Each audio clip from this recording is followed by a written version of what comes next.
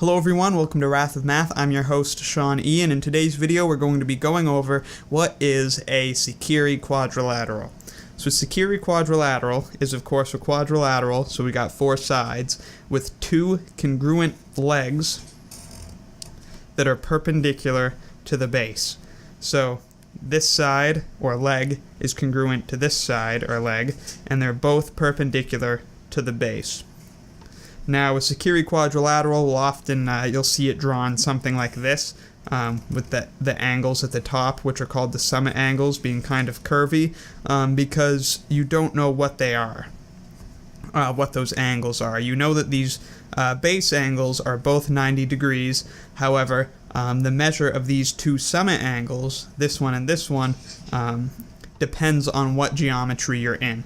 Now, there's a theorem, this isn't by definition of the shape, but it is pretty easily provable.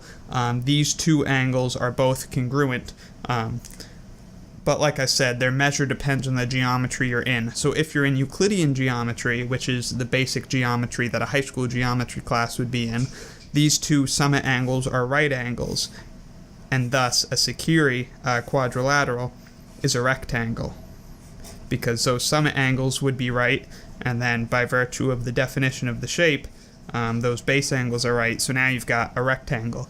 But if you have a Saccheri quadrilateral in hyperbolic geometry, for example, your summit angles are going to be, I don't know what I'm doing there, your summit angles are going to be less than 90 degrees, so it'll look something like that. And of course, these the summit and the base could be as long as you please. You're not usually looking at a shape that looks quite like that. But so that side is congruent to that side, the base angles are congruent, and then these two angles would both be acute in hyperbolic. So it depends on the geometry you're in, but that's the definition of a Saccheri quadrilateral.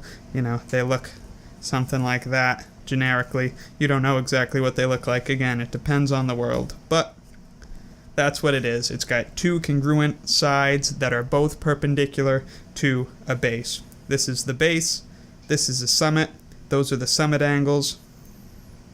I didn't mean to make that look like a right angle. Those are summit angles, which are congruent to each other, and then these are the legs.